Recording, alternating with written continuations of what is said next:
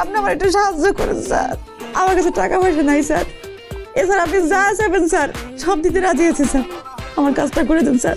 Sir টাকা দিতে পারেন না স্যার? আরে ছি, আপনি কি করতেছেন, কি বলতেছেন এগুলো? শোনেন, আমার কিছুই দিতে হবে না।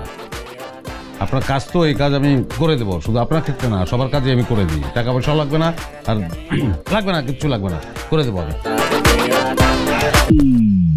কিচ্ছু লাগবে না না? এজন্য কোনো টাকা পয়সা ঘরের মধ্যে আসে না। এমনি করলে চলবো? আর নরম হলে সংসার চলবো তোমার? সমাজ সেবা কর তুমি না? হ্যাঁ, পার্লার কেমনে হইব এরকম? টাকা পয়সা না নিলে পার্লার কেমনে করে দিবা? পোলার ভবিষ্যৎ কেমনে করবা তুমি? আরে তুমি এইভাবে বোরখা পরে আইসা এইভাবে আমার হাত ধরে, মানে কি এই নাটকের কারণটা কি আমি তো বুঝলাম। হ্যাঁ হ্যাঁ, আসেন আসেন। আসসালামু আলাইকুম। বসেন বসেন।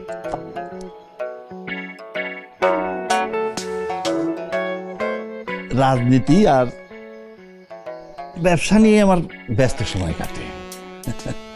সততার উদাহরণ হিসেবে এই শহরে আপনার চেয়ে বড় আর কেউ নেই। আপনি একজন সৎ এবং আদর্শবান মানুষ।